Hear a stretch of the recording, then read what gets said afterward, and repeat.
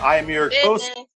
I am your host, Curtis, with Band Monkey. Today, as our co-host, we have Austen Gray from Joker's Republic, holding down the fort for Brian, because we are brainless today.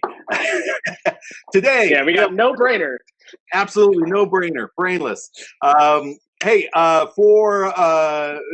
Just for giggles, we got all of Hans Gruber and the Diehards here. One of the most fantastic ska, punky, weirdy, crazy, awesome bands that we got the pleasure of touring with. Let me do some introductions here. I'm just going to go how my screen goes because everybody's screen has a different ensemble. So I'm going to start with Chris Thompson. Chris Thompson on drums, holding down the beats and the rhythms. We got TJ on vocals and poop photos. We got Hans on guitar, shredding it. And we got Rosey and Kurt hanging out. Rosey playing saxophone and Kurt playing bass. How you guys doing? Meh.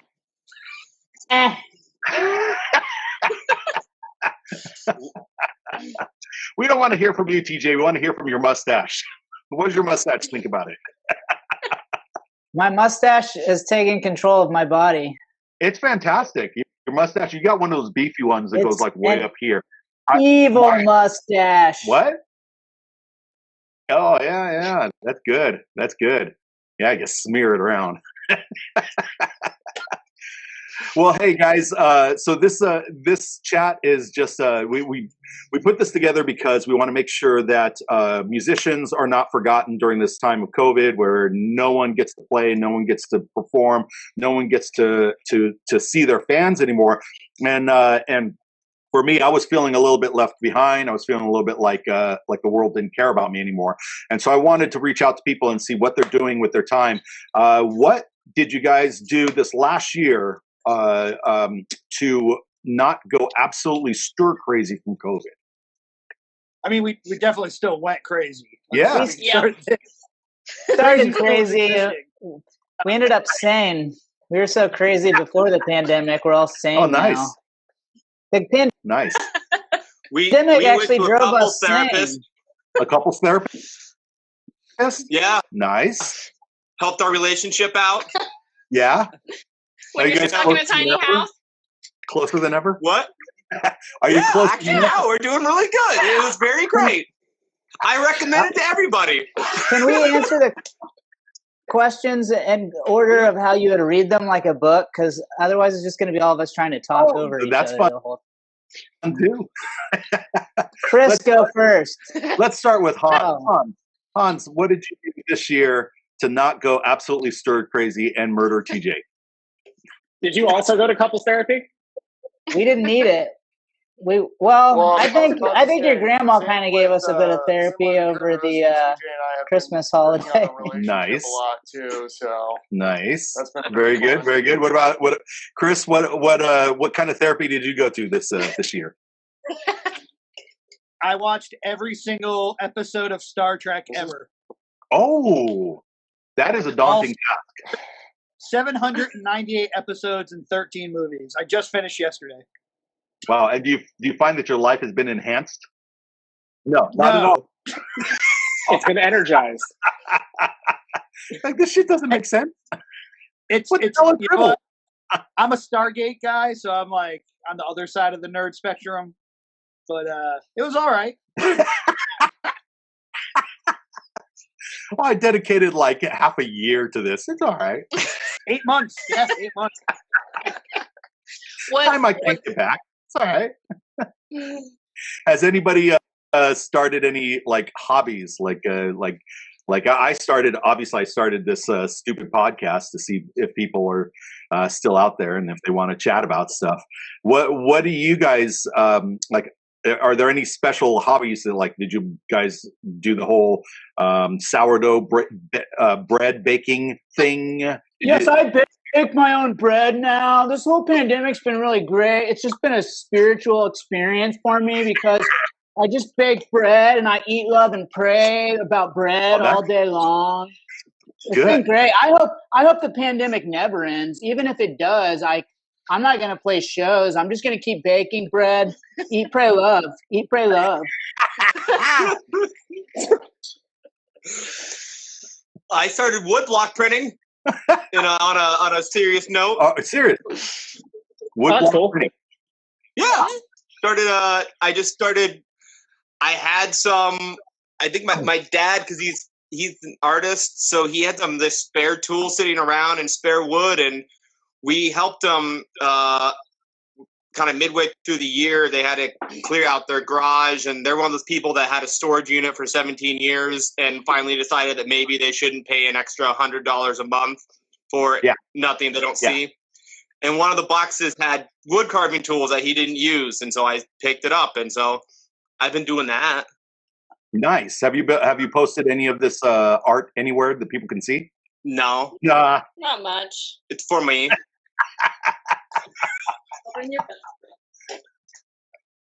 He just cuts the wood and then smears it on his body. So, oh yeah, there we go. Pretty much. Go. I give myself a lot of temporary tattoos. Oh, that's cool. I mean, I honestly, he kept carving and carving and carving, so I just thought I'd end up like some, like 50, 60 years from now being a widow with just shit tons of carvings and no prints. I definitely thought that was like going to be my life. But one day we simultaneously got motivated and did some of the printing. Oh, wow. Oh, that Here's is one. nice. And then here's a love for pizza. Very curt. There you go. Very There you curt. go. What is There's a that? few. No. Oh, is that? Wow. You guys have been quite busy. That's cool. Yeah. Actually, Wow. speaking of being busy, I mean, we released an 8-bit album, 4 music videos, and recorded our next Well, album there you go. last year. There you So, go. We've been doing When's our things. VHS That's what I was gonna say. Was like, tape coming out though, Kurt? That's all I care about. That's true. It's going good. Like, I think I have to finish one more music video for that one. And then I'll compile that one, and we got to just start printing all those VHSs. Sweet. Can I just say, if you guys did a VHS tape, I would buy it. no, Yes, a lot of that's people the would. plan. We Oh, really are. I'll buy it. Yeah, just like a VHS reel of like your best songs and music videos, and just put that on your merch table for $15. I bet you people would buy that. what if there are surprises on it? Can we charge 20? Yeah, even better.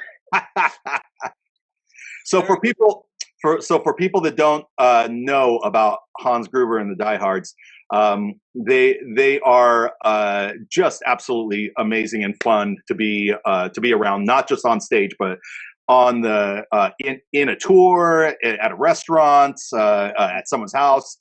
These guys are all just they love to be expressive and crazy. And one of the things that our audience may not be aware of is that TJ does these daily photos from public toilets that he visits. Tell us a little bit about that. Tell us what My poop selfies, because I have to poop every day, unfortunately. And when I was younger, I didn't like to poop anywhere but at home, and as an adult, I've had to overcome that fear. Yeah. And so I feel like since we started touring so much, I just had to embrace it, embrace some of the disgusting places I have to poop and some of the nicer ones. So I like to do a selfie every time I'm on tour and I poop in a new and exciting toilet, whether it be a disgustingly dirty bar or a nice person's house. Well, now we have a concept for that video. So you have a VHS tape of all the poops that you had over the year. Have you ever repeated bathrooms when you do those selfies? Like, is there? I don't know. Is there any local spot? Kick butt. I don't think so. Maybe. Probably, yeah. I've done multiple ones at Kick Butt, yeah. Do you change the stall every time, or do you do the same one every time? Just whatever's available, man, and looks to clean it. Whatever has the less piss on the toilet seat. Fair point. There you go. You got to get those clean wipes. The little COVID wipes. Oh, yeah. Do a little surround mix there. Francis Stout wants to know, how are you doing, bro? Oh, Francesca, Great she's from question. England. She's from England, jolly old England. So Hey, how's it going over there? What's up? it's midnight. Francesca She Stout. Can I come live with you? Can you got a room I can rent out this summer? I'm trying to get the fuck out of this country. I'm not she kidding probably would. though. she I probably almost went. you out got of the you got to put up country. with her trumpet playing though. Oh, that's I put up with Hans's.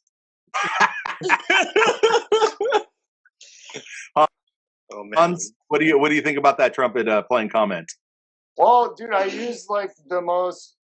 Going back in the comments a little hardcore bit, music, just so I don't hurt his little Charles ears. asked, "What is And the moral it's, lesson of Alf, and I don't how have know you what I applied the sound like, lessons like, learned I'm watching?" I already watching answered that. TJ in the answered in the chat. comments, yeah, but I want to throw that It's to like, I'm really the rest of the practicing band. What's your favorite thing about Alf? Alf, what's your Alf.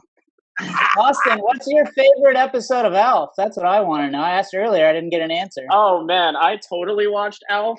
Like I know Yeah. everything about it. It's my favorite show. Favorite episode. The Even third know who one. Yeah, let's go with that. Alf is? Alien life form? Is that what it stands Yes. for? Alien No, life Wait, form. what does the A stand There you go. for? Oh, alien. I'm stupid. Did you guys watch Small Wonder? So, Not really. Alf was in a cartoon also as the Wonder. rescue. Not built Yeah. like other girls. She's a small one. It's Yeah. she was a little robot. Cartoon that My had mom didn't let me watch girls shows and- about robots because she thought they were evil. Yeah, and Alf was in it. How can So robots? That's the moral. Stick with Alf. Stick with Alf. I suppose they have to be programmed to be evil. I don't believe that robots can be inherently evil. They all have the potential to be programmed for evil.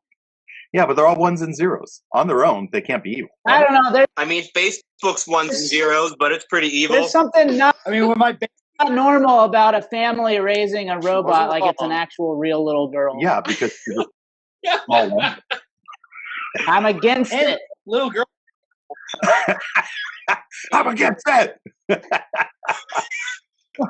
Pretty soon they're going to replace everybody's kids with robots, and this is called predictive programming. Whoa. Tell us. Every time I say shit like this, Kurt laughs, and it's not funny. Like none of it is funny, and he's just cracking up the whole time. I'm like, dude, I come crack on. up because I crack up. That's just me. Hey, I had a discussion while we were on tour with Kurt about the validity of Bigfoot. Yeah. Yes. Okay. Tell us more about the validity of Bigfoot and what he means to a modern society. You have Well, I think that Bigfoot, I would say he represents more our call back to the wild man. And so you have stories from very, numerous cultures of this wild man mentality, this large, human-like, ape-like figure. And so what it brings into question more is, was there this big ape-like figure in a mythological sense, or in a sociological, or even a psychological sense? Or was it a real flesh and blood thing? And I don't necessarily think it's a real flesh and blood creature, but I think almost the archetype of Bigfoot, or more the mythological sense of Bigfoot, has a sense of validity for not just the modern world, but the ancient world. Bigfoot supposedly has a lot of sightings in southeastern Oklahoma, out towards the Ouachita Mountains, up which with is this also in Oklahoma Arkansas. thing? And so there's a lot of people who are part of the, Yeah, didn't what are they make a called? bill for They're like hunting I wonder if season or Tiger something? King's seen a Bigfoot. Maybe he stayed away because of all the lions. No, he didn't see it. And you know why? Because of Carol fucking Baskin. Killed her husband whacking. Baskin. No, it's okay. I didn't need to answer that seriously. Lion. Speaking Can I ask a of very important question real quick? Yeah. Sure. Does anyone know what these toys are called? Because they're like little violent looking dudes on wheels. They got like guns and axes. And I don't My- know, but that's the most badass tech deck I've ever seen. Dude, my grandma gave these to me for Christmas when I was a little kid, and I couldn't believe it because they have like actual guns, like I mean, that's bazooka. This guy's got a fucking sword. He's Two got a good heads. Two-headed Two heads. guy with two swords. iPod. This guy, this guy was called Bad to the Bone. I remember that, but I don't have the box anymore, so I don't know what these guys are called. there's Let me see if nothing I on the can do a box. quick Google. This is a shout out. It's two. Let me they- see are they what it like says little- on the bottom. Vinyl figurines. Are The they- bottom is it- just says China, and they were made by Kenner in 91. It looks like probably Ooh, Kenner. 91. Made by who? Kenner. Kenner. You know, Kenner, I think Kenner? made too, didn't they? What? Did Kenner make micro machines too? It could be part of that. Well, stuff. Kenner made a ton of. That's the thing is they made so many toys. Like I remember a bunch of toys being Kenner, so I have no idea what these are called. So if anybody on the internet knows, tell me what these are I'm called. on Google right now looking for it. Yeah, somebody find out what those little Kenner bastards I'm are. pretty sure this guy's name was Bad to the Bone. He was a skeleton with a dagger. That's Look it up. amazing. Hey, And Austin, so, okay, Google Yeah. Bad to the Bone. and speaking, Yep, on it. as we do that, speaking of Bigfoot, Chris actually has some fun songs in the works. So that's something we're working on kind of now-ish. Okay. But you know, yeah, go, Chris, Like- take it. like- So I've been on it. So I write instead of just playing drums, like I play guitar too, and I write. And I don't know. I figured it'd be more interesting to start learning about the varied cryptids across America. So Sasquatch, Bigfoot is a cryptid. Loch Okay. Ness Monster is a cryptid. So like folklore, monsters, etc., mythologies. There's like 30 to 50, depending on what list you look at in the U.S. And man, I only know about a few. So I was like, you know what? I'm going to write a song for every single one, just lyrically, without any intention of like implying rhythm Yeah. or melody. And then maybe if any of them come out decent enough, and I give it to Hans and Kirk and myself, yeah, maybe we have some songs out of it. And if not, what else was I doing? So I don't know. Well, Taylor found them. They're called Savage Mondo Blitz. Savage Mondo Blitz. Yep, I just got it Nice. on Google right now. Awesome. Nice. I don't even Mystery has think been I knew cracked. what they were called when I got them for some reason. Padre, hey, guys, I got this like rash Show- on my hind. Show us. We can ask the web. Show us this. We can ask someone to WebMD it. My scrotum. Yeah. According to Google, you can get them for somewhere between $12 and $300, depending on which website and how many. Or Was there only one set, or were there like different ones? Should I start collecting more? There is a For Han. significant amount. The Wikipedia article actually details that there were like 9 gangs of them. Nice. So you could Oh, probably, yeah, you could probably actually do a collection of these, even though they were only really released in 91. I'm sorry, 91. Awesome. how come Oklahoma has a Kraken society, but they're nowhere near the fucking ocean? I don't know. A friend of mine just made these like stickers years ago, but I thought of it when Hans mentioned the Oklahoma But stuff. to be fair, I think the only cryptid that's majorly cited in Oklahoma supposedly is Sasquatch. Bigfoot. I think the dogmen are too swampy for Oklahoma, so Yeah. they wouldn't be cited there. Mississippi Dogmen, The Mississippi, Louisiana, yeah, East they're Texas, out in the Arkansas. swampy area. That's a weird fucking one. So yeah, no, I'm not gonna go into this discussion. I'm not having this today. Are we just It's show, gonna go way are too we just far down the rabbit hole. showing off my sticker collection? Is this showing? Yeah, off? look at that. Okay, me and It's TJ will yourself. keep doing that as people talk. This got a patch. Wait, that's a ska parade patch. Yeah. Yeah. This is a Speaking of which, Riverside Casey Odds Phillips in the comments patch. saying, hi, everyone. Tazy. Tazy's in the comments, Wow. yeah. What's up, Tazy? Daisy. What about the ghost Tazy of Tom Joad? is I don't even know what that means. I wonder if Tazy's head is better. Did it finally heal? Tazy, tell us if your head is better. Write something in the column. Is this really what the show is about? Don't show about what the hell you want it to be about. This little ghost I can't cat wait for guy. this to start. Has this started yet? We're waiting for more people to file into the room. Chupacabra. Well, okay. Yeah, everybody share Here's the a- link now. Make sure. Chupacabras are fun. They're fucking wild. The goat suckers. Yeah. They found that most of the chupacabras were actually dogs with a disease that makes their what do you call it? It makes their fur fall out. Oh And yeah, so they're absolutely. just really Yeah. rabid dogs. Well, it's real interesting because the idea of the chupacabra, I mean, it goes to the idea of I guess cattle mutilation, which is another thing it's a fascinating phenomenon that we don't quite understand, but it's all across, especially I think in the 70s through the Colorado New Mexico border. They had a bunch of the cattle mutilation, and it's just never, one of those. I love mysteries. I like not knowing the answer. Like, to me, nothing's worse than finding out the truth, and it's super fucking mundane. I love having the whole, like, why are these cows missing blood? It's so cool. And I hate it when those scientists come up and they answer it. Kurt, you know what my favorite mysteries Hey, are? there's another Deadly Gallows. Kurt, All right. Yeah. my favorite mysteries are What? Huh. Mike Tyson mysteries. Mike Tyson. Yeah, he Yeah, those are good. Those are good. had a good chupacabra Cecilia- one. Yeah. Cecilia Culp says Nessie in big all caps. Loch Ness Monster. All right. So Call fun it out. All right. fact about one of the American ones, actually, now, because I learned about this, I'm so excited. So in Georgia, when Georgia was trying to become incorporated as a state, I forgot the guy's name, but he brought over a bunch of Scottish Highlanders to what would become Georgia. Okay. And they came from this small little town. I can't say like Inverness or something.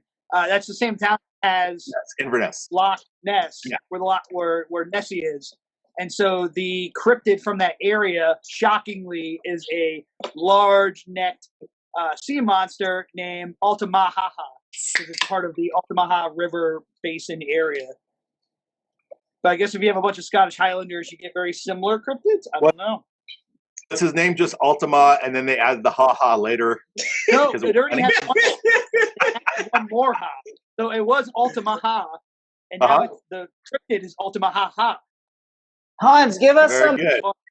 give us some lessons on your punching bag. Show us how to punch. Yeah. You can't be showing up with you're showing some skin there. You're showing how ripped you are, and you're not willing to give us an exercise routine. Come on. Yeah, show us how squat core you are.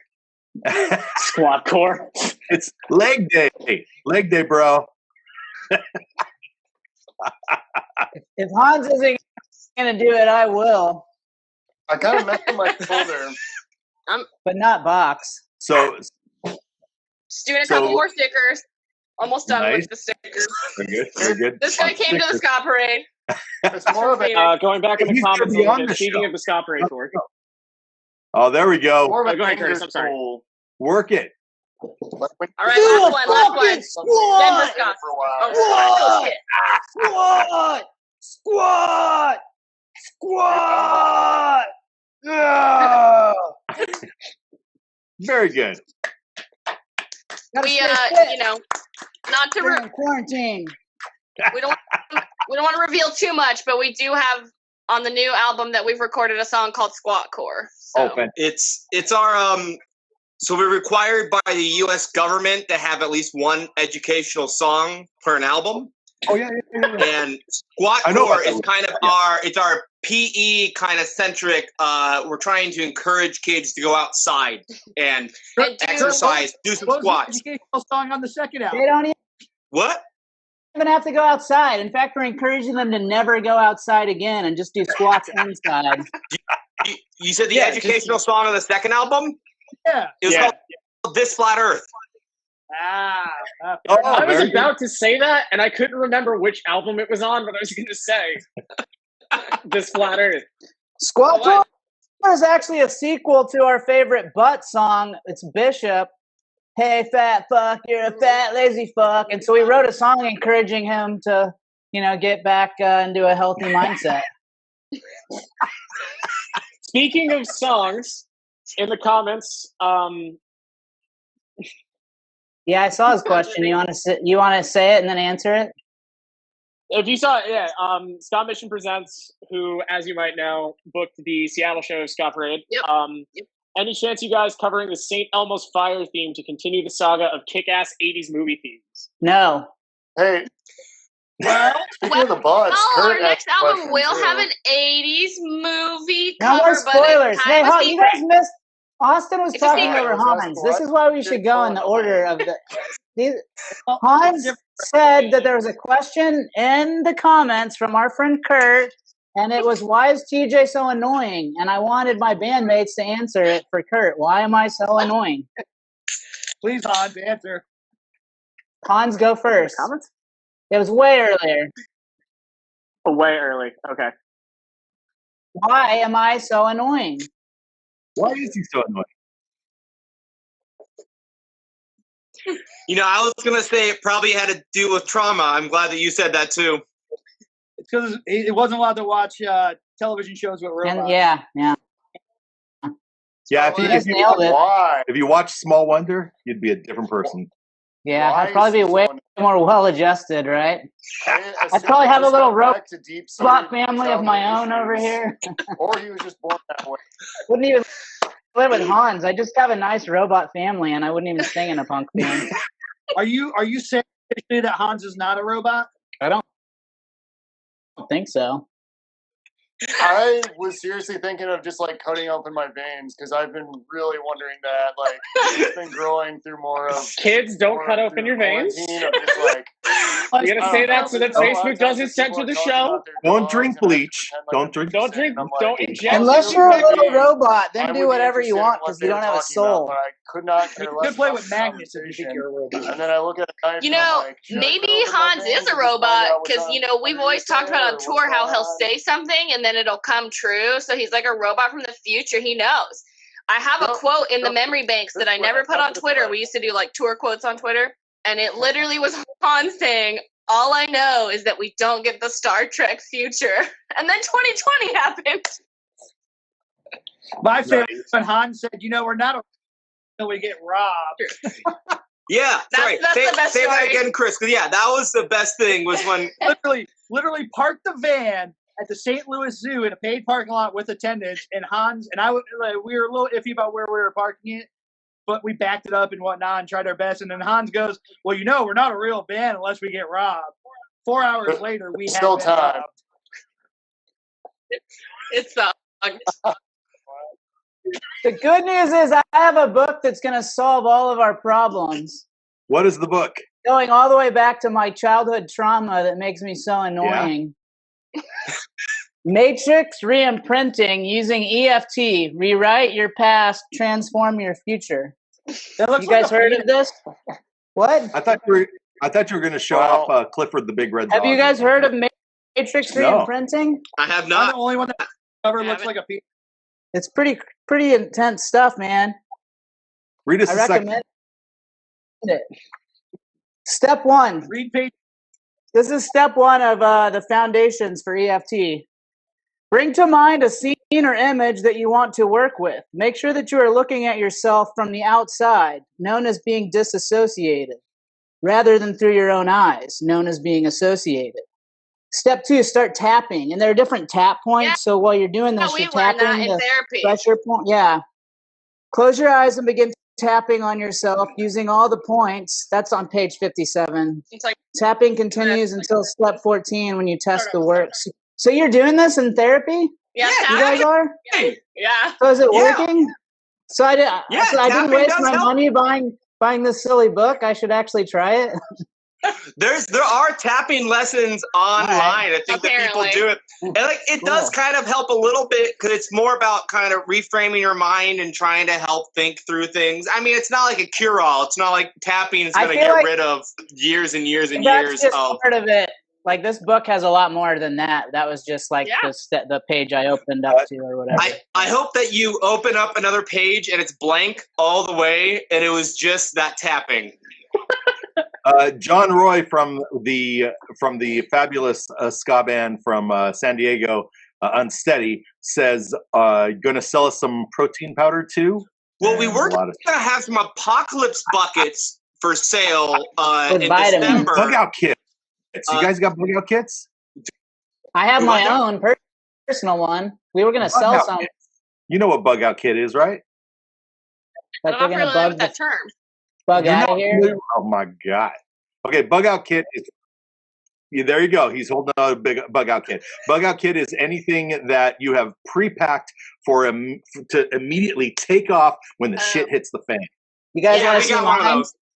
You guys want to see mine? Oh, you got bug out buckets. I got I got- knife. Our hunting knife. my South by Southwest backpack's full of stuff. I'll show you in a second. But I've also got this cooler here. Is just all bottled waters, Nice. stocked up on waters. Then I got I've got buckets too. some pepper spray to protect Venom. myself, a Nice. knife, a shit ton of Cliff Bars. Yep, there you go. I got a taser. Taser. Wait, taser balls. Taser balls, bro. I got a charger for my phone. Not that that's gonna matter when we get hit by EMF. And then I got, when I need to filter my own water when I run out, I got the mini water filtration system Oh, from you just Sawyer. want to drink your own pee. What? I always wanted the straw thing. I've always wanted the little Yeah. filtering straw. Yeah, I'm ready to bug. Yeah. Yeah, I'm ready to bug out like right now. By the So way, I does want that to point guy out, wanna buy TJ. some powder from us? What? Does that guy want to buy some powder from us or anything else? Point 'Cause, out like, what, Kurt? I think he wants a protein powder. Okay, I mean, I can- we'll include that. We're gonna get protein powder in the apocalypse bucket, but I But need. protein powder is actually just like cockroaches that are just like smashed up and dried because they're like bugs have a lot of protein.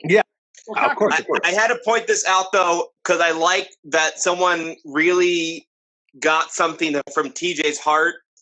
He noted that $5 or half of his supplies are a box set featuring Norm Macdonald's stand-up. Well, no. Well, Yeah. you're very close, but not quite. It's actually the sitcom Norm. It's all three seasons of his ABC sitcom. Yeah, definitely in the bug out kit now. I almost forgot it, so thank you for reminding me. And Charles Vezina was correct. The Jim Baker Apocalypse buckets. That's That was our something. inspiration. That's our inspiration. We did talk about doing an apocalypse bucket, that style. We then looked at shipping costs. shipping costs and considered maybe it was hard to do. But if anyone's interested in the apocalypse buckets, we'll get them together. If people are willing to pay the shipping, we'll pack them together and we'll make sure you're ready. That's a really good idea. I think that if you guys got apocalypse buckets, but like little small ones, with the plastic lid thing and little hoop thing over it, and then you could like pack with like a shirt and then like a CD and a bunch of like bunch of protein bars. Yeah, I mean, I'm in it. Well, we need to include Hans's beans and like some peanut butter from the gas station, the free ones. Those are touring basics. Touring What about Gruber cheese? apocalypse. You're gonna need to supply a bag of taquitos, but only after you have counted each one to make sure that you get the right amount of taquitos for your bag. Yeah. I mean, if you want to go low cost, we could get a bunch of the Country Crock, or I can't believe it's not butter containers, and that's our apocalypse bucket containers. Oh, that's a great idea. That's like Tupperware for my family. I mean, shit, we got so many green chili containers. You might as well just pack all those green chili containers. Yeah, we got some Bueno green chili containers. We're gonna ship you your beans. Kurt, Just pack it all in that tin that you use. It's supposed to have cookies in it, but it always has like crayons or a sewing kit or some shit.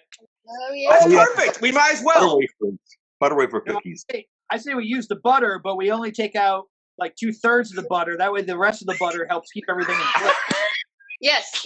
Fat preserves things for like a year. Yeah, we got to make sure we get some things in the fat to preserve. I learned that at the LBJ Ranch because they have like near Austin, like an hour away. You can go to LBJ Ranch, and it was like his grandfather's like homestead or some shit, and they have a live farm and like live people who are like dressed old timey, and they like make sausage, and then there's this old dude that was like, yeah, the sausage we put it in the lard and it's good, you don't need refrigeration, it's good for a year. And it's fun. It's true. You can apparently keep things in lard for like a year and it doesn't go bad. I just want to point out that Rosey said live people because if you're with Hans Gruber and the Diehards, you meet a lot of, I guess. But We go to a lot of graveyards. That is true. That's true. Oh, those have been vetoed. Come on. So tell me about the band's affliction with Antiques Roadshow. Tell us. Okay. It's a deep metaphor for how there's too many boomer punks in the scene. It's okay, maybe satisfies Chris should the start with. validity of the metaphor. Well, Chris, do you want to What? start with the first part of the story or now, and then just Yeah, later? sure. So we We should let Austen explain Antiques Roadshow. Yeah. Yeah. Let me And we'll explain go. to you. Okay. Yeah, listen to our Antiques Roadshow song. What is it about?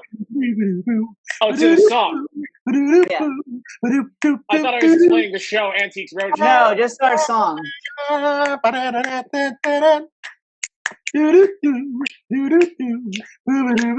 funny thing about this is he's doing Yeah, that, what's your and then take Yeah, on he's my doing the screen- actual theme song. He's not doing our song. I don't know what he's doing. Yeah, but he's doing that, and then Kurt and Rosie are doing their snaps, and it's completely out of sync on my screen. So it's just Right. like Yeah. Yay. like those Winning. jerks at a show that clap on 1 and 3 just to mess everybody else up. That's a music joke I got one too. for anybody who's No, watching. You do it like you're supposed to. Yeah, I do on 2-4. Okay. No, well, you guys are anyways, right. so- It's just the camera's messing it up. The Yeah. screen. So anyways, I'll go ahead and start. The Antiques Roadshow. So we I years want to hear ago. Austin's we're gonna take. hear You guys need to calm down. Quit Okay, fine. distracting What him. Let him Austin collect and then his Chris will thoughts. go, and then I'll go. I was trying to get things going. I apologize. No one wants to hear the true story of Antiques Roadshow. They want to hear They made want up the shit. mystery. All right. I mean, Austin, I what's it want to hear about? the true story, but I mean, I guess I don't count. So We want you to You make count. it up, and then that will be our true story. oh no. Basically asking this, Austin, have you ever seen an episode of Antiques Roadshow? I have not seen an episode of Antiques. Oh Roadshow. my God! You really gotta go watch it. All right, we're gonna drop our favorite and go to Antiques Roadshow. Watch Alf. Forget Antiques Roadshow. I'll be You honest watch with you. Alf. The only thing I'm watching right now is YouTube and British panel shows. Like, I'm not the Watch person to Alf. ask about popular TV. Fit talk show. It's on YouTube. There were only 6 episodes, so it's an easy binge watch. He hosted a talk show in the early 2000s. Watch that. And it's on you. I It's will on watch it if it's YouTube. on YouTube. Alf's Hit Talk Show. Alf's Hit Talk Show. I'm gonna look that up as soon as we hang up. Please. All right. All right, Well, find the Chris, link. you wanna and throw it in start? the thread. Sure. So we I don't know, we had gotten talking on one of the tours in the van somewhere, God knows where, and we were just like, we should write a lot of songs about things that we love that are products and TV shows and etc. And like quickly off the top of my head, like Kurt had mentioned one thing or two. I had mentioned Pez because I grew up with it.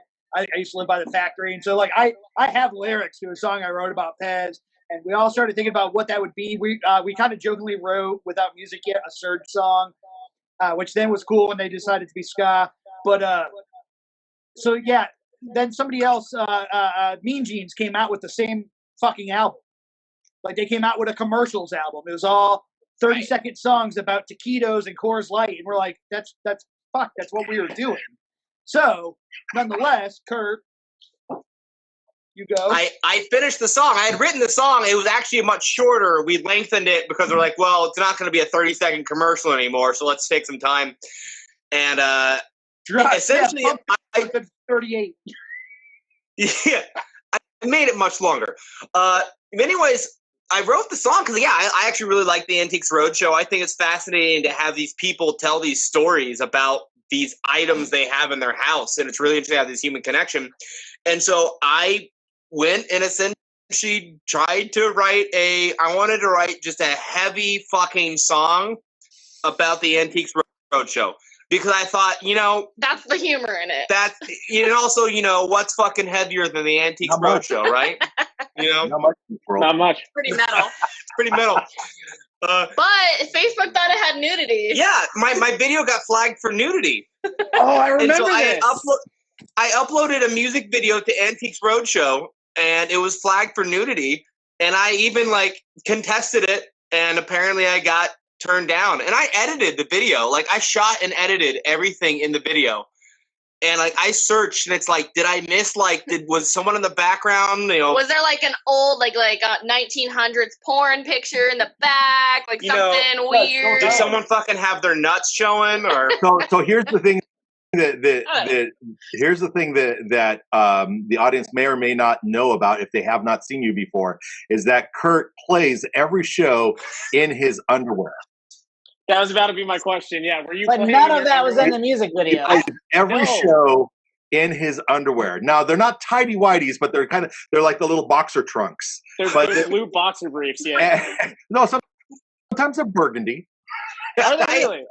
I have many different colored boxers. Thank you. I am a very colorful man. Photos will only show I'm the colors. sorry. This is colors. the only time. This is the only time, and I'm being honest here. This is the only time I've ever seen Kurt with his shirt on. In the video, right? Like at first I was like, now. "Oh, right Yeah, now." You're not wearing the proper. Oh, I'm sorry. Do you need me to take my clothes off to fix this? No. So if you're in the front row, you got a good view.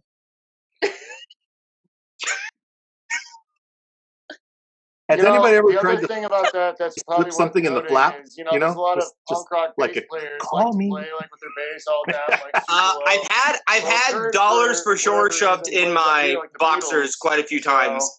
You I not in this pretty band, much but in got Los full Corrados, my whatever other band, color- there was whatever some color guy boxers at a you show wear who for the kept day, pulling you'll my be able to boxers. see He kept what trying to pull color him it down. is. Kept pulling down, At Flamingo. and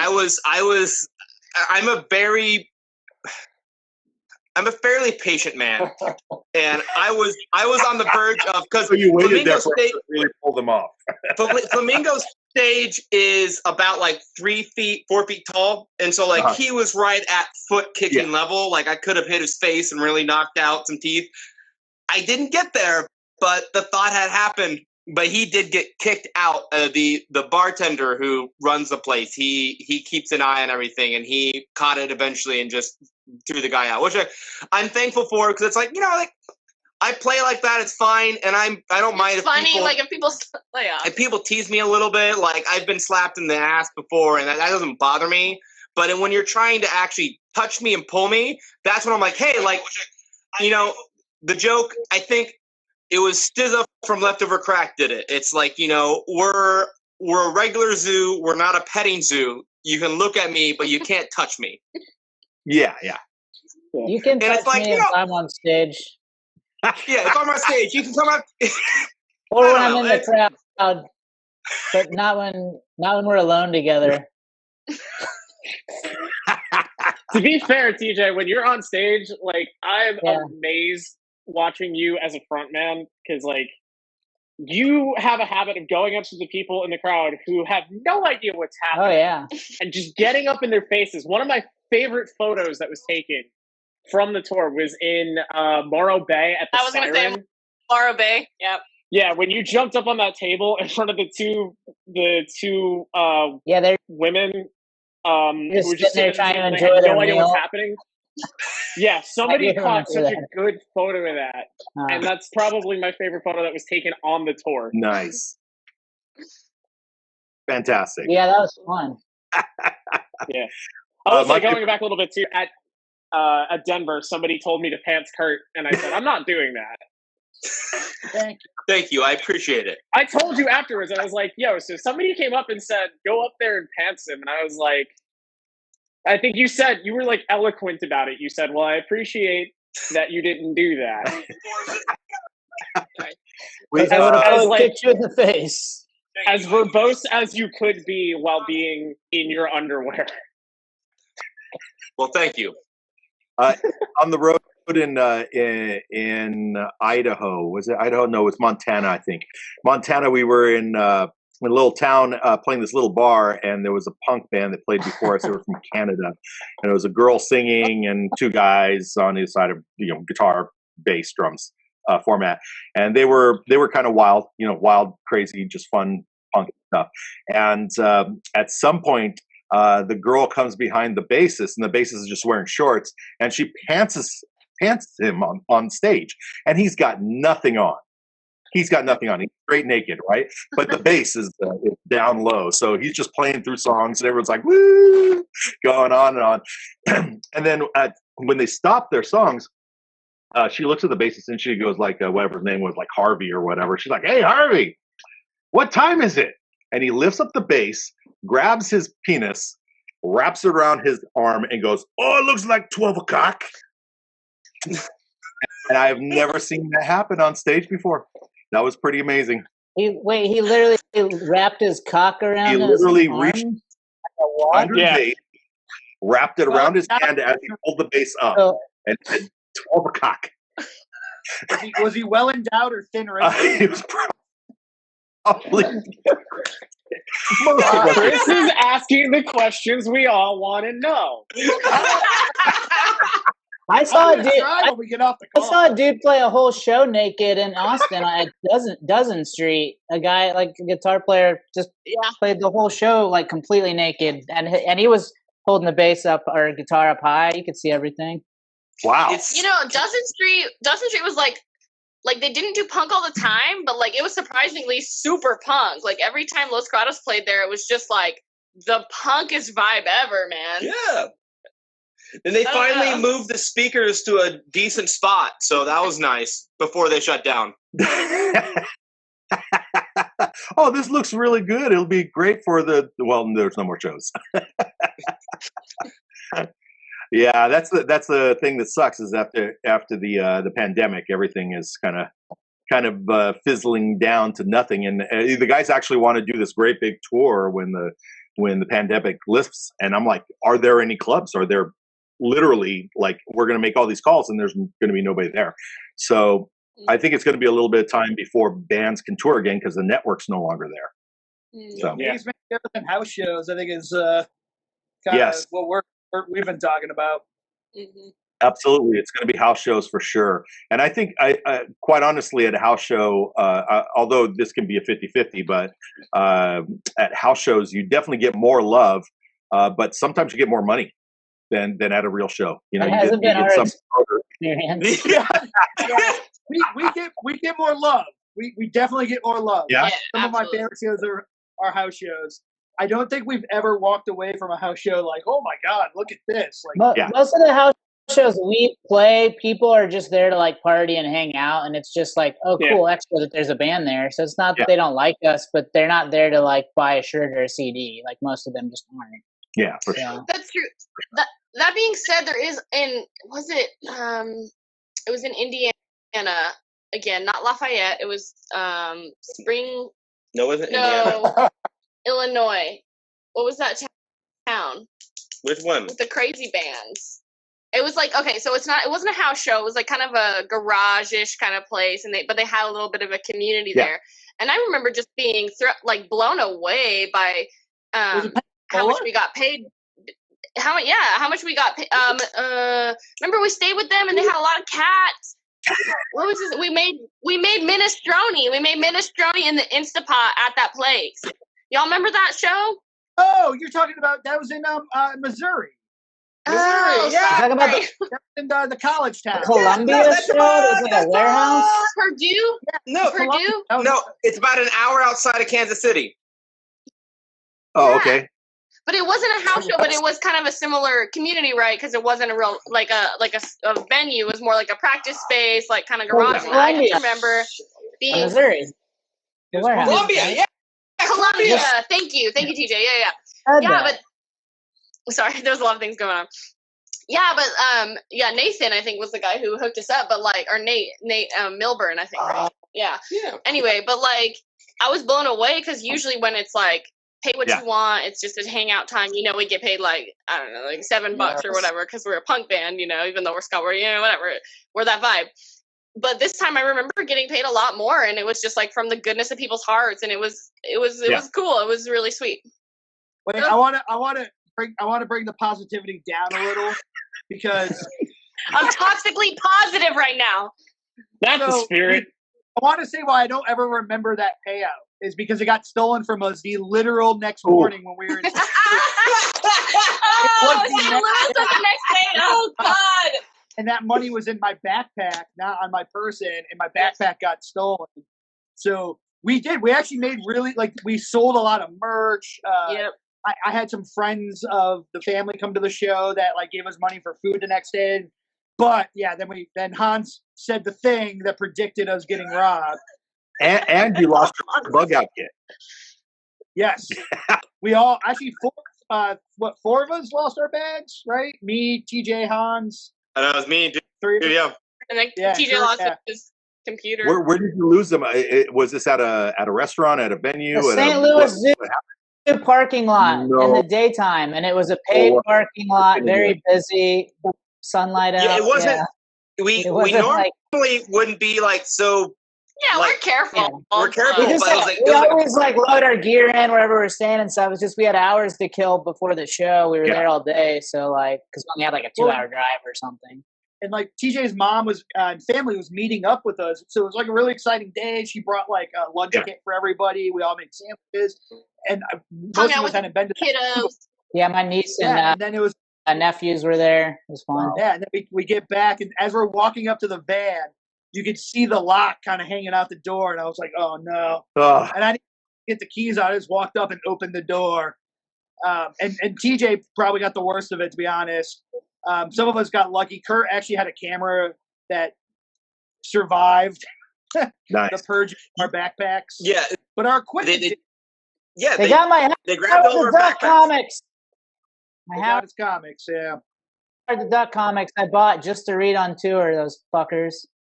All I remember is when Howard the Duck. Howard the Duck.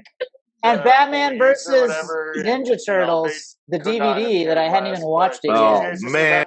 tell them that. Oh man. The real kicker was they We had to didn't give just them break a in. line They item actually, list of everything. I say they could have been took one and, what person. the Just in my value head, I was. pictured two people doing it. Chris was Secret like so Ninja. irritated, Yeah. and TJ's just They used, they took I believe mine. they used a What screwdriver comics and a was hammer, it? but they actually dented Howard the Duck, frame around the lock told so me bad to that we had to Howard replace Duck the entire comics. door, which we couldn't do on tour. We actually drove to a couple different auto body shops, and most of them were like, "We can't do this. You need to replace the door." We had to pretty much wait till we got back home from tour. We had to rig it so that door always remained locked, and we had to unlock it from the passenger side. Oh, Okay, yeah. that sounds so familiar. There's so many times I- I've been in that situation. I think that what happened, because I remember correctly, we had it in a way that I had to fix it in the car. I remember working on it all morning. I think in Colorado, we wound up. We did a big drive from Kansas City, Colorado, and I got it to the point. We worked on it, and so essentially, there's a little notch you could pull to open it up from the inside. Curtis knows. But there's no way to get it from the outside. So they can try at the door all they want. They can't do anything. So we had to go in through the passenger side. That person had to reach across, pull the little pole, and get it open. And it's just it worked. And on the plus side, that door was safer now than it was before. It was.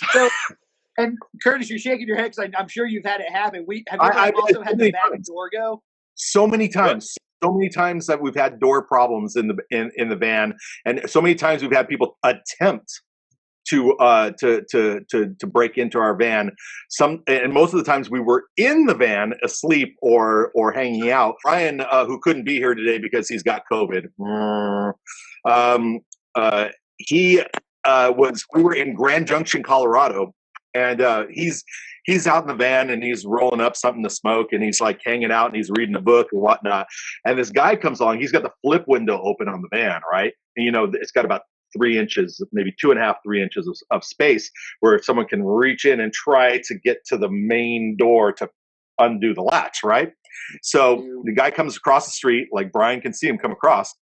And he's and he's sticks his hand through and he's really struggling to get in there. And Brian just he's just waiting for the moment. And then he just punches the dude's hand and breaks his freaking hand. And the guy's running down the street, crying. And Brian's back to my book. What if it was one of your other horn players? That sounds like a Hans move right there. But imagine how funny it would be if it was a band member. It's uh-oh. Yeah. Yeah, that guy was the guitar player of the opening band that night. He was the promoter. He was coming out to get Brian. Yeah, what if we were just like trying to fuck with him? So we were in Detroit, and we had time to kill, and none of us had ever been there, and we parked downtown Detroit, right by like the Coney Island dogs, whatever they are, because it's the home of the Coney Island dog, apparently, not New York, Detroit. And we went to go to the back of the van to get like we had beverages, and we have a cooler back there, and it broke. The lock broke. We're like, oh, come on. And so I think for the next week or a couple days, anyways, Rosey had to climb over all the gear, like from the side, just to get the door open. Which then we also were like, well, no one's going to rob us in Detroit because you can't get into the goddamn thing. If you guys want to hear a good, yeah. If you guys want to hear, you guys should both go again at the same time. That'd be hilarious. All right, ready? 3, 2, 1. I was gonna say it was just funny because like sometimes it was cool, no big deal, but if like the van got packed in a weird way, it was just like, oh fuck, my stomach, oh fuck, it was just like a snake. Yeah, there were sneak back a couple of times I crawled on there and it wasn't my stomach that hurt; it was my penis. You know, I don't have one of those, so I guess that's why I got the job. Yeah, I don't have a that's penis. Why we quit it was easy to crawl back there. So she had. It was because these hanger things were like we took them on tour, and so they were like on top of everything. So you're just like and you had very little room, so you're like crawling over them. It was very very awkward. God, yeah, I forgot that those were on tour. Yeah, my boobs were sore after that tour. I want to hear Curtis's story. Curtis, your turn. I have to pee anyway. So I'll tell a story. It's not my story. This is actually of John Roy, the guy that was talking earlier in the feed. I'll share a story from his band, and he can, if he's still in there, he can confirm. Oh, what happened here? Did we have people drop off? No, they just hang out.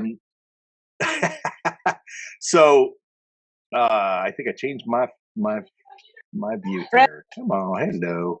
Francesca, don't you just love those silences? Okay, so if John Roy is still in the feed, he can confirm. They were driving across America, and they have a sliding door on their van, right? So they open the sliding door, instead of it goes and then fell off onto them. Oh, so they're like, no. What are we doing? Oh no. And it's like snowing and wind, and they've got a door on their lap. I mean, this is a giant door. It's a wall, right? So what they do is they shove this thing back on and they latch it in, but it won't close right? So it's like kind of just like wobbling. And so they're like, how do we get this closed? So they reach in the back and they get, they had a can of those bungee cords, right? So they bungee cord the door to the opposing window and then back to the door. So they've got this web matrix going through their van. So anytime, and these are the band is full of big dudes. I mean, like they're like 6'2", and they're like, pretty healthy dudes, right? And they have to crawl in and under these cables on the way in and out of the van to get in and out. And I said, man, that is absolutely tragic. I'm talking to their keyboard player. He's like, hey, baby. I said, that's absolutely tragic. How'd you guys deal with it? He's all, oh, it's all good. It's all good. We got some wheat bread. Wheat bread? Sweet yeah, bread. He's like, yeah. Wheat bread? Yeah. The wind was whistling in the door. We just stuck wheat bread in the cracks.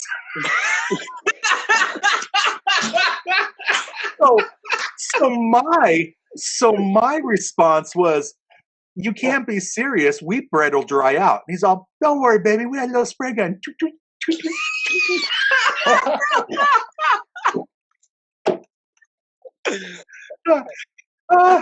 Phenomenal tour hat. And John Roy's in the feed, and he says, tell me more. And then he says, true. Yeah.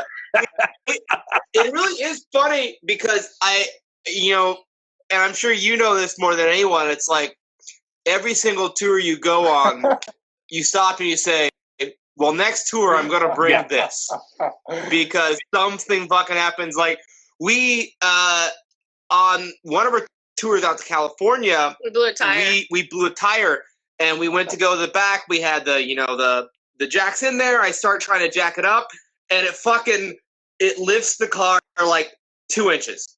And it's like, apparently whoever, whatever jack was put with this car, it cannot physically lift the van. Like, mind you, then we're like, what should we do? Like, I don't know, look for rocks. So this is my job. I'm like running around in the desert, like somewhere between like El Paso and Yuma, or Tucson and Yuma, just like searching for giant rocks. Like, that doesn't look like it'll break. Like, that's my job. We had a literal guy named Angel. That's right, Angel. Who came and had a full-size fucking jack who lifted our car up so we could replace it. And it's just one of those frustrating things. It's like, for the most part, it's like I know how to change a tire and I know how to do that. And it's always so embarrassing to be caught on the side of the road and you find out that the jack with the car you're in is a piece of shit. Yeah. Yeah. And it's like, you're like, I know how to do this. Like, I'm not dumb, but right now I need help. And just to expand on like how awesome this guy Angel was, because he was our roadside angel. He was a whole kit of stuff because this had happened to him once in his life. Yeah. And somebody had pulled over to help him. And so he decided to make it his life goal of like, I'm always going to keep this backup set in my trunk. And if I ever see somebody with a blown tire, I'm going to pull over. I'm going to help out. He had bottled water for us and it was hot out. Like, we're all out there for an hour plus. Like, he just was like so nice. And he was on his way to going home from work, right? Yeah, and he was like, a he didn't have to stop. He made sure we were all right. And we're just like, it was just humbling. It was just like, this is so. Did he drill? Yeah, he should have. He filled one of my cavities too while we were there on the side of the road. No, that's great. We had a lot of dent. That's real roadside service. Another interesting topic is that what I get more people than most saying, how can you guys go on the road and live that life? It's such a weird, static, crazy, bizarre experience. Why would you choose to do that? And I say, if you want to see the goodness in humanity and the badness, go on tour, because you will see the opposing opposites every single day. You'll see exactly that every show has that one knucklehead that will just make your life hell if you spend a minute on him, but you'll see 15, 20, 30, 40 people that are willing to give you the entire house just because you entertained them for a minute. And that is sheer gold. I don't think that people understand how good people are at the core. I mean, I always try to say too, is like, I've already worked. I mean, I've worked so many jobs, but I've also already had a career in my life. And I question how anyone can do that anymore. Like this is my career now. Jobs suck. You want to see the worst in people working in office. Yeah. Because all their souls are dying at the same time. Hey, we're just at different levels. No, I'm right there with you. Yeah, the shutdown has made me focus on work, which is great for my quote future, but there's nothing enjoyable about it. There's like, I look at my account and I'm like, wow, there's like 1,000 more than there was last time I looked. It's not going anywhere. I'm not spending it on anything. I'm not enjoying it, and I'm not getting anything from doing this repetition, otherwise than to take up the spare 8 or 9 hours in my day that I'm not like. That's so real. It's not even funny. Like, I've been on the front lines of this the whole time. I hate the word essential worker because like I don't feel like what I do is that important, but like it kills your soul, man. Like I've got recording gear. I got to feed my other hobbies. I've been fortunate in that aspect to be able to be making money during this, but like I feel dead inside from just working nonstop because I can't do this thing that makes us all feel human. Yeah. And like, so what about the fucking money? Like, that's real. Yeah. I feel that so hard. No, I get you, and that's part of the reason. Like, not to throw it back into what we're doing here, but I really really do feel that musicians are getting the short end of the stick. Musicians, bar owners, bartenders, promoters, anybody involved with entertainment in general. I mean, movie house owners, their industry was like, boom, doors closed, deal with it, assholes. And I think that's really, I think that as a society, we lost the interest in like celebrating expression a long time ago. You know, it's like the audience is dead when they're like, impress me, please. Like, no, why? Like, check it out. You learn this song. You do this. You show me what you can do, because I can show you every day.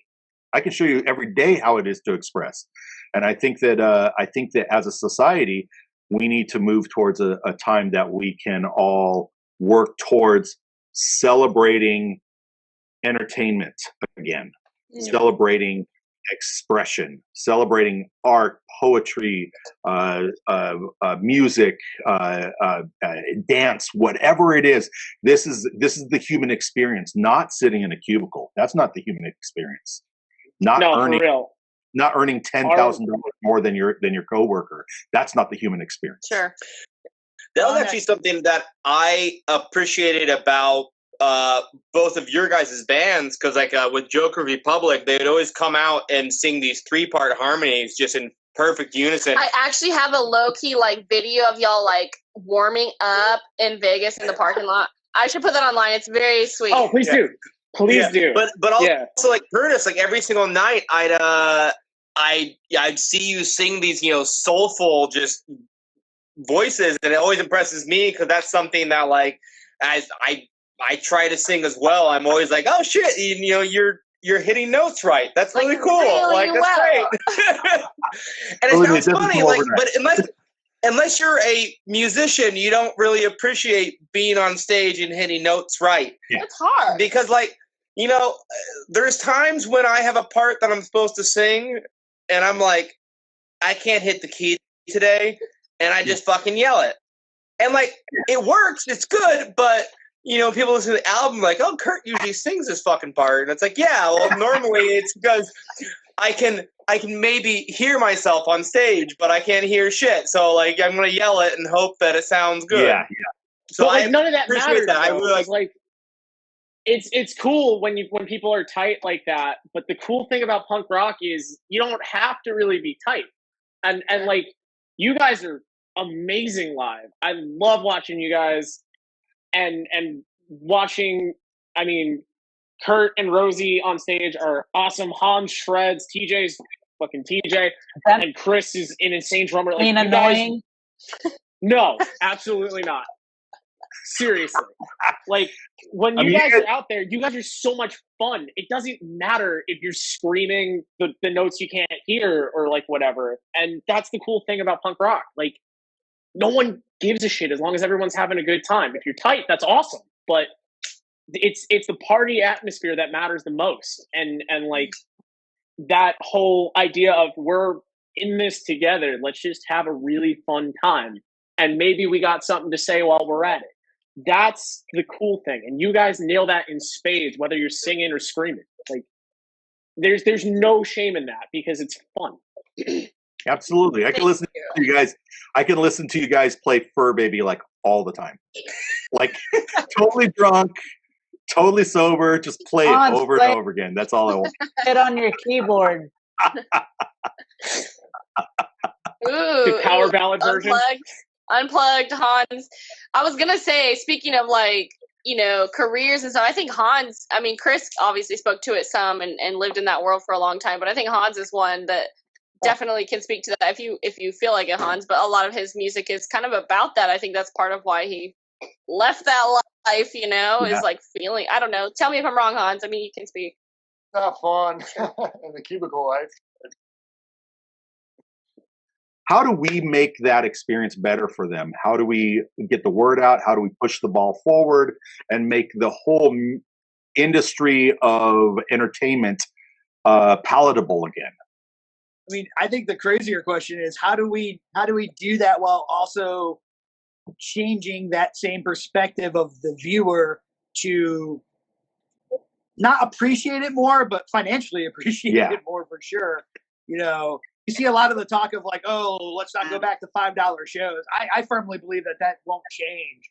Not out of anything. I mean, I don't know. It's weird, but like, how do we also get that kind of love coming back? Because the thing is, we're all going to be negative a year plus of touring, which, you know, it's not about the money, but the money helps fuel the album, the record release, the touring, the van upkeep. Like, you know, none of us see a dime from it, and it doesn't matter, but we need that money to help. And because most of us left, and this is for any band that tours a lot, like, we've left careers. Like, this is what we do now. Yeah.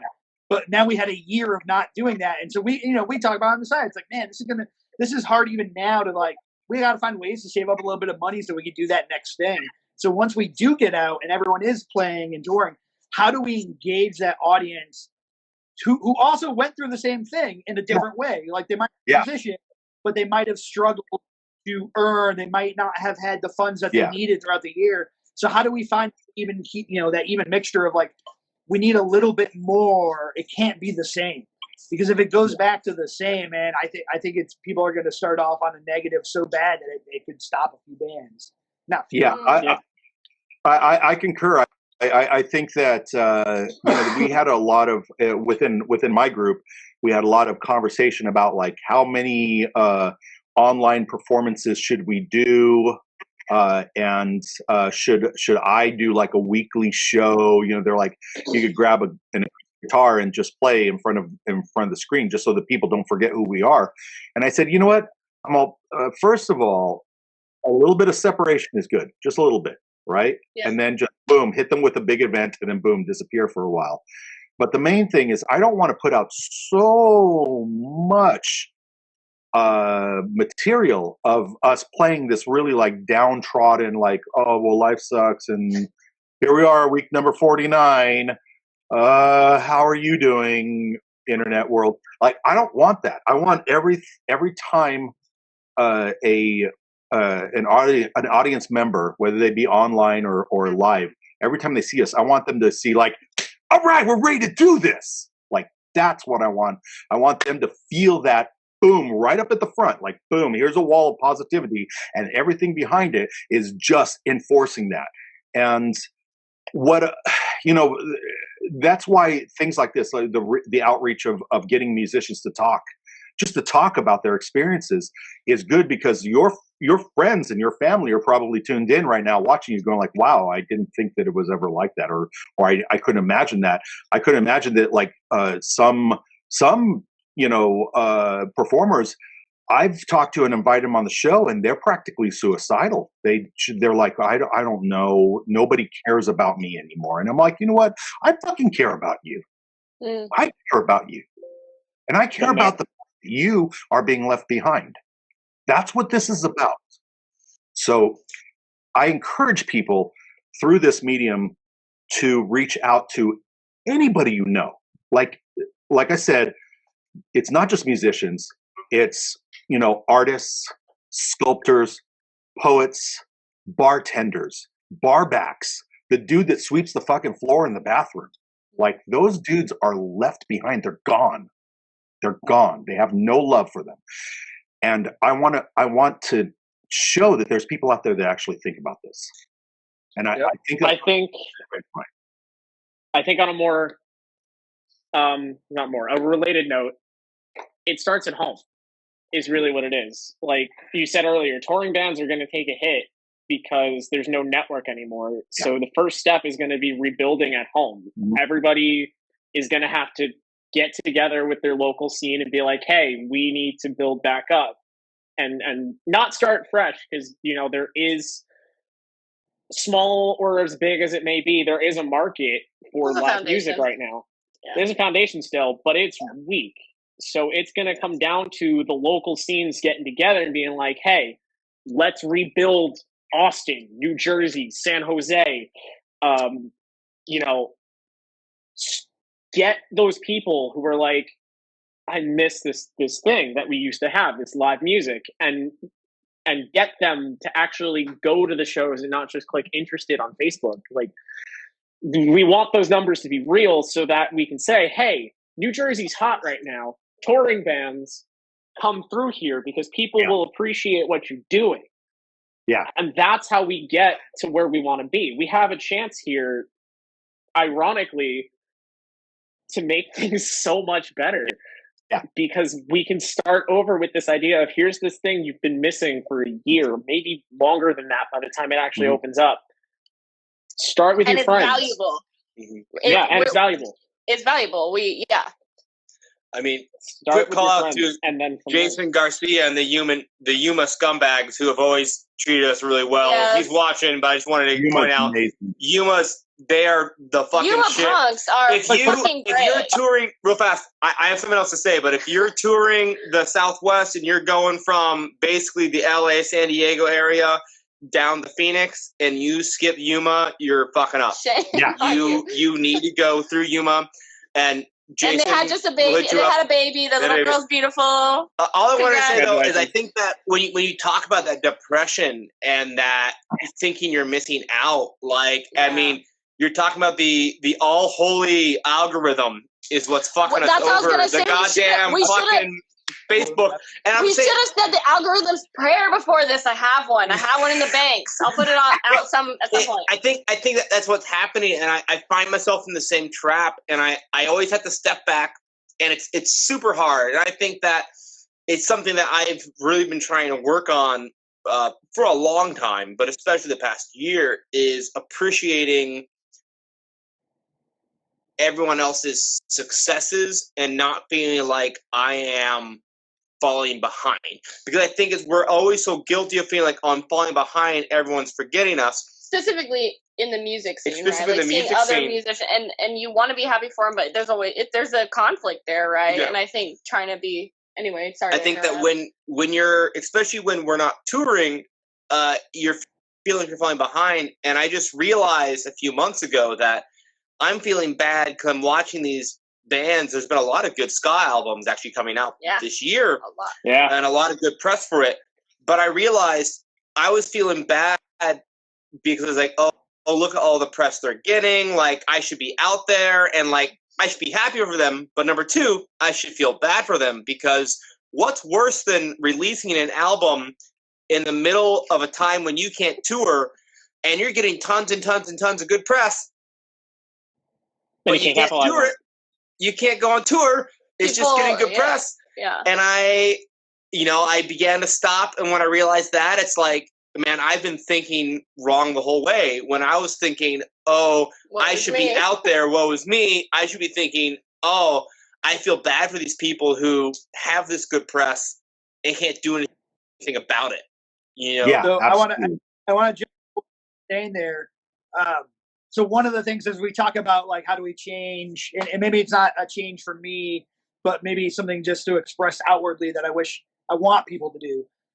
So I'm in the process of like minimizing my material possessions, right? I'm getting rid of stuff. I'm trying to live smaller, except for one thing, which is vinyl. I love my vinyl collection. My fiance loves our vinyl collection, and I'm trying so hard right now. At 2020, I bought the most new records I've ever bought in my life, because I'm trying to every single band coming out with something that we've toured together, we've played together, I know you, doesn't matter. Oh, you're in the ska community, I want your thing.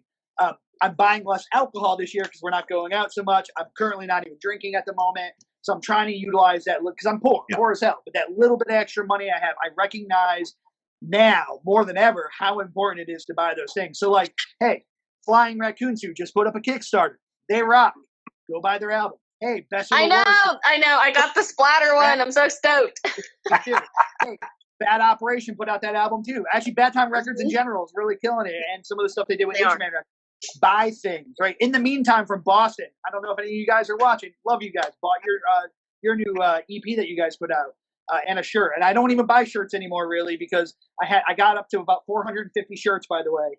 And now I'm trying to get rid of them because I just don't have room for it, and I'm trying to live small. But like, if everyone just finds that moment of value, whether it's a CD, cassette, vinyl, even if it's just a digital stream or buy, like, man, we really need that as bands. So like, That's all I've been. My trunk right now is literally filled with record mailers because I also save every one of them. So if you buy records from Hans Gruber, it probably was shipped originally something else to me. You know. Well, that's good product placement. I think that if anybody in the feed is excited about what they've been hearing in this conversation, we've got 3 bands represented here: Hans Gruber and the Diehards, they're amazing punk rock and comical, funny, and topical and amazing. We've got Joker's Republic with Austen there as my co-host, and I'm Curtis with Monkey. But yeah, if you want to know how to help out bands, buy their stuff, buy our shit, make us rich. That's sometimes we just chant that, buy our shit, make us rich. That actually comes from I'll give you where that came from. It came from King Apparatus, the band from Canada. Oh, yeah. That is song buy our stuff, make us rich. And that's the whole song. But anyway, for anybody who's watching, I've been posting pretty frequently in the comments a link dump that has all of Hans Gruber, Monkey, Joker's Republic. Yeah, but check us out, please do. Our shit.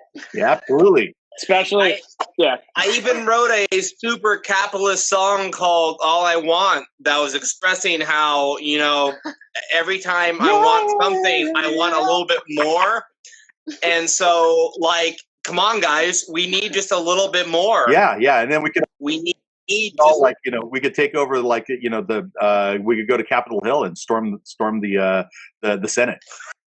Only if we're representing the bed bugs. That's very important. From the diehards, the bed bugs. We've talked about this. They've had a hard time. No one's in the hotels. Rosie and I wrote a song during this time, and we were really we put it on TikTok. Our hearts were. Well, it was my idea. Our hearts were feeling compassionate. I'm the one that brought up the concern for the bed bugs and how there aren't people vacationing as much. So in the hotels, they're not spreading bed bugs as much, and there's nobody for the bed bugs to feed on.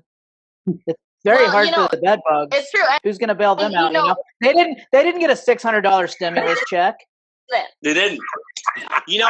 Our government, they act like they're doing all these good things, but they don't think about the bed bugs. No. They don't think about those parasites, those poor parasites. And so I just really wanted to bring them up because people have not been thinking about how hard their lives have been this past year. So that's how much time left. Speaking of time, we're well over the hour. If you guys want to continue talking, we can talk. But yeah, I'm just happy to see that you guys still exist. I'm happy to see that none of you were touched by COVID so poorly that you're in dire straits like Brian is.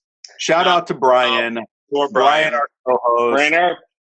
Brian, we need those trumpet lungs. Be careful. Yeah, trumpet lungs was coughing blood today. So. Hey, didn't you play bass and trumpet lungs? Yeah, I played bass and trumpet lungs. That was back in the 90s. Don't bring that up. No, but really, he's doing all right. He went to the hospital today. They gave him a bunch of this and that, and they discharged him.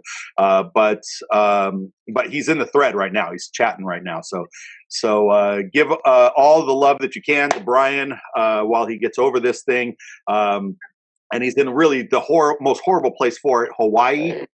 He's in Hawaii. Oh God! What a terrible place to be. He's getting his COVID medication with a little umbrella in the drink. So, that son of a bitch. Hey, it's great seeing you guys. Yeah. You too. Awesome. Yeah, you too, man. Yeah. Thanks for having us. Yeah, absolutely. Let me do an outro, introduction outro here. We've got my name's Curtis. I'm with the band Monkey. We have Austen with the band Joker's Republic. We got Chris with Hans Gruber and the Diehards. We've got TJ. We got Hans. We got Kurt. We got Rosey. And man, I just see love in this room. I see a lot of love in this room, and I cannot wait to play with you guys again. I can't wait. We can't either. When it's possible and feasible, we should definitely make that happen. Yeah, let's We, have a huge fucking fest. absolutely. And what I propose to people is instead, I know we talked about touring and stuff, but I propose this: instead of touring from California to Texas and from Texas to California, let's do this. Flights are going to be super cheap for a while because they're going to. I like where this is going. Please come to wherever, right? So if we were able to do this, I would book like a 4 or 5 show weekend in the Bay and in California in general. And you guys can fly out, play that, and then we could fly to your territory where you will do the same thing. And I think that's a better way of starting it. I think that we both will know what buildings, what structures in our communities are doing live music, and where we can get by with maybe a little bit of a short-term, little tiny mini tour just around the suburbs of your area. Yeah. So Yeah, we're down. let's do it. Yeah. I can say for sure we can do that on the East Coast easy. Awesome. But before Awesome. we go, I just want to plug, for anyone that's not following any of our socials, whether that's our TikTok now or Instagram or Facebook, all the algorithm things, we're not making a full announcement, but hey, we totally have a 7-inch split coming out in like a month and a half or two. And Nice. I can say that much, but it's going to be awesome. We're just waiting for the physical copies to come in before we announce it with the other band. So new music horizon. We did mention that we recorded a bunch of stuff. Mm-hmm. What that leads to, who knows? But for now, I just want to plug an upcoming 7-inch split. Our first 7-inch, actually. That's killer. Yeah. That is absolutely killer. And I think he may or may not be in the feed, but Dave Dalton with Die Laughing Records is really interested in picking up some new groups. So maybe reach out to him. He's on my friend list, so look him up. Dave Dalton, Dalton. All right, Okay. Cool. that's the business. Thank you guys for thank you guys for hanging out. The monkey business. Just let